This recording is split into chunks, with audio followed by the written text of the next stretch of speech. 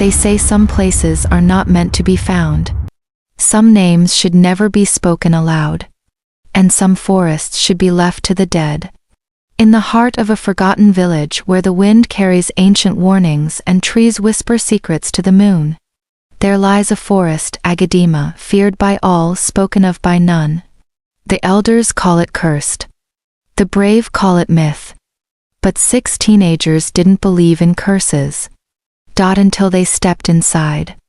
Only one came back. And she was never the same. A story by Ivie. They called it Agadima, the evil forest. A place the elders never spoke of unless with trembling lips. It was the land of forgotten souls where spirits roamed during the day and ancestors mourned at night. But young minds are often deaf to the warnings of the old. Isioma was 17, bold and beautiful, with laughter like running water and a hunger for mystery. When her school planned a weekend excursion to the edge of the ancient forest, she and her 5 friends, Kamsi, Tiga, Boma, Chichi, and Sei, decided to sneak past the gates and explore the place no one dared enter. "Let's just go in, take pictures, and leave," Chichi giggled. "What's the worst that can happen?" Tiga joked. They entered the forest at noon. The air changed the moment they crossed the invisible line. The sun dimmed.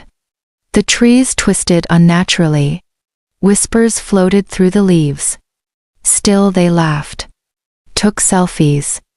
Posted stories. Until the laughter stopped. First, Shishi vanished.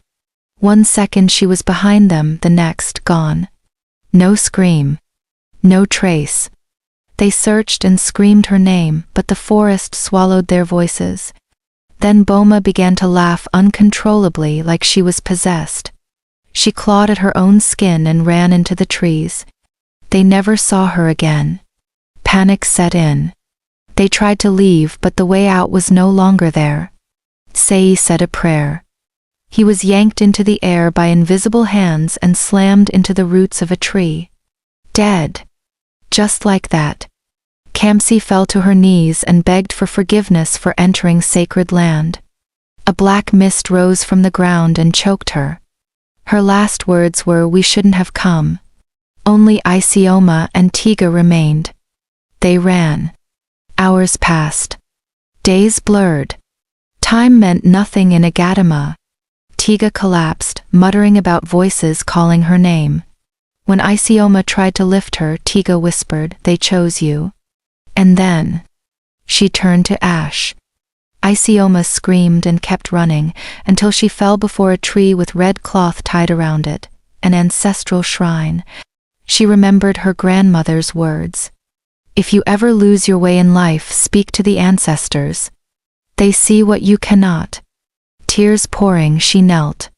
She poured sand on her head. She begged the forest to release her. She sang the ancestral song her grandmother once taught her. And the wind stopped. A pathway opened. She walked through it. And emerged alone. Aftermath. When the villagers found her near the road the next morning, she had aged 10 years. Her hair had turned white. Her voice was weak, almost gone. She never spoke of what she saw, only that she heard the voices of those who should not be disturbed. She now lives alone, guarding the edge of Agadima, warning others never to enter. But every year on the day she returned, she lights 5 candles. One for each soul that never made it back.